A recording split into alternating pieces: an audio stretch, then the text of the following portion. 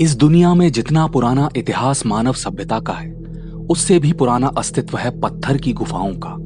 गुफा, ये नाम सुनते ही पत्थर या पहाड़ी के बीच एक अंधेरी सुनसान आबादी से कोसों दूर रहस्यमयी जगह की तस्वीर जहन में बनना शुरू हो जाती है, जिसके अंदर जाने की हिम्मत बहुत कम लोग कर पाए हैं, क्योंकि ये जोखिम से भरा भी हो सकता है।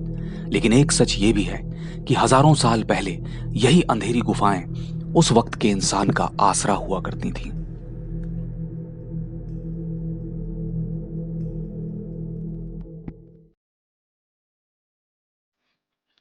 हमारे आज के सफर की मंजिल है ऐसी ही एक जगह, जिसकी गुफाएं लगभग 1500 साल पुराना इतिहास अपने अंदर समेटे हैं।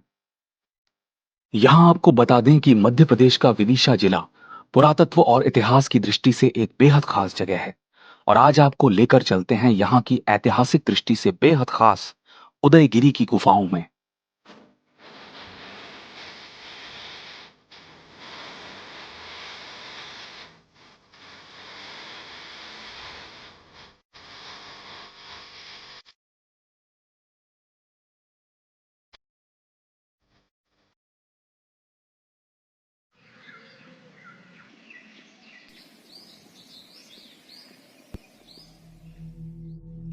विदिशा से लगभग 10 किलोमीटर की दूरी पर है उदयगिरी की पहाड़ी।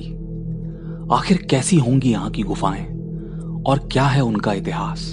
ऐसे कई सवाल लेकर हमने आगे बढ़ना शुरू किया। हमारे सामने थी एक सुनसान खामोश पहाड़ी, जहां तक नजर जाए वहां तक सिर्फ चट्टाने, पत्थर और एक गहरा सन्नाटा। इन गुफाओं की खोज 1870 के दशक में ब्रिटिश पुरातत्वविद अलेक्जेंडर कनिंघम ने की थी। अपनी खोज के दौरान उन्होंने 10 गुफाओं को खोजा। कुल मिलाकर बाद में यहां 20 गुफाएं खोजी गईं। एक नजर डालने पर पता चलता है कि पहाड़ी की चट्टानों को काटकर ये गुफाएं बनाई गईं।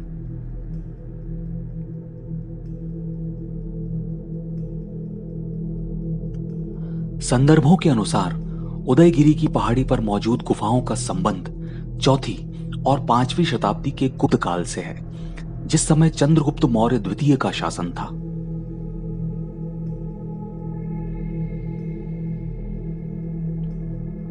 इन गुफाओं में से कुछ जैन धर्म से संबंधित हैं और अधिकांश हिंदू देवी देवताओं को समर्पित हैं। जैसे जैसे हम आगे कदम बढ़ाएंगे, गुफाओं के अंदर शिव, विष्णु, देवी और जैन तीर्थंकरों की प्राचीन मूर्तियों को देखेंगे। सबसे ज्यादा ध्यान खींचने वाली एक विशाल अद्भुत प्रतिमा विष्णु जी के वराह अवतार की है, जो पहाड़ी को काटकर एक दालान के रूप में बनाई गई। लगभग 12 फीट ऊंची इस मूर्ति की सुडौल बनावट इसे अनूठा बनाती है।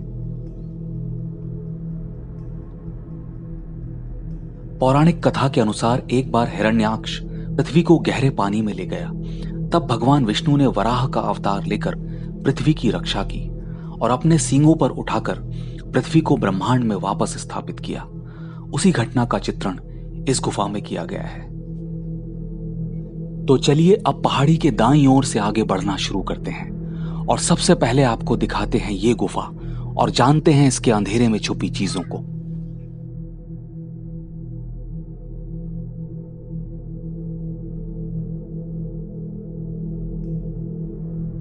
इस अंधेरी गुफा के अंदर क्या है, यह बाहर से देखने पर कुछ समझ नहीं आता, लेकिन जैसे ही आप नजदीक जाकर इसके अंदर झांकते हैं तो अंदर का नजारा देखकर बदन में सनसनी दौड़ जाती है।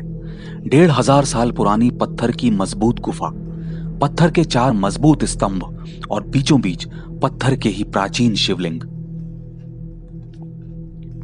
बेशक अंदर जाना मना है, लेकिन अगर यह जालीदार दरवाजा खुला भी होता तो भी अंदर जाने के लिए बहुत हिम्मत की जरूरत है। धीमी सी आवाज भी अंदर अलग ही तरह से गूंजती है।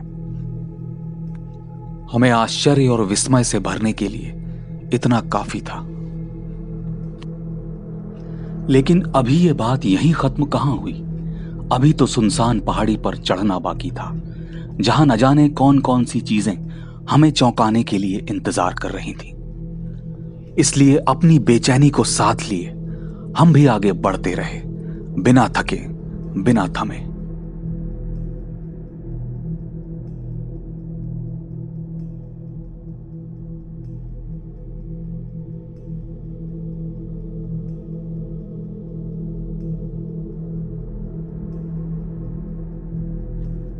पहाड़ी के ऊपर पहुंचने पर दिखाई दिए अधूरे से लेकिन बाद के दौर में अच्छी तरह संरक्षित किए गए कुछ निर्माण, जिनका वास्तविक अस्तित्व क्या था ये समझ नहीं आया।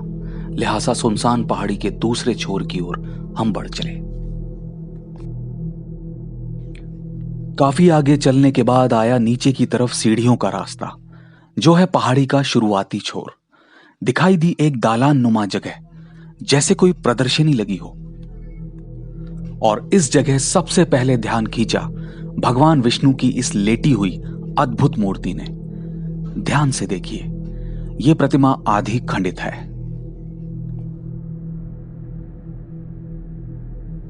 अपने पूरे स्वरूप में यह कितनी भव्य रही होगी, इसका अंदाजा आप लगा सकते हैं।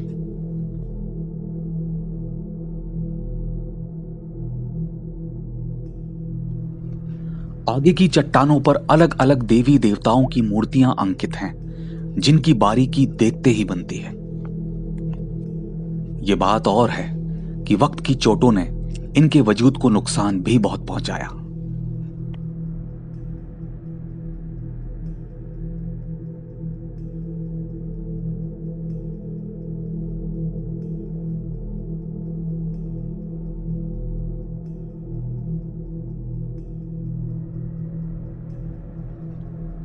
पहाड़ी का पूरा एक चक्कर लगाकर अब हम आ गए हैं वहीं जहां से यह पहाड़ी शुरू होती है।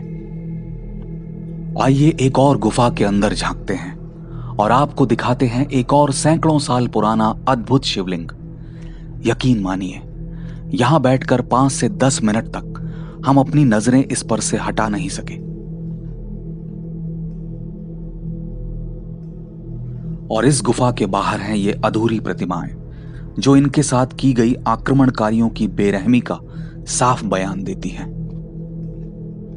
उदयगिरी की पहाड़ी पर रास्ते चलते पत्थरों और चट्टानों पर उकेरी कई मूर्तियां आप देख सकते हैं। आइए अब देखते हैं इसी पहाड़ी के दूसरे हिस्से पर मौजूद एक प्राचीन बाग को। तेज धूप, गर्मी और थकान के बावजूद हम अपने कदमों को आगे जाने से रोक नहीं पाए। और जैसा कि हमें अंदाजा था, कुछ ना कुछ हमें जरूर मिलेगा। तेज कदमों से हम पहुंचे और हमें दिखाई दिया चट्टान को काटकर बनाया गया प्राचीन गुफा मंदिर। अंदर मुख्य प्रतिमा तो मौजूद नहीं है, लेकिन दूसरी प्रतिमाओं को देखकर यह अंदाजा लग गया कि संभवतः यह एक जैन मंदिर रहा होगा। इस आखिरी गुफा को देखने के साथ ही सूरज की तपन ने एहसास दिला दिया कि अब वक्त हो चला था वापस लौटने का। काफी रोमांचक, विस्मयकारी और इतिहास की जानकारी से भरा रहा यह सफर उदयगिरी की गुफाओं का।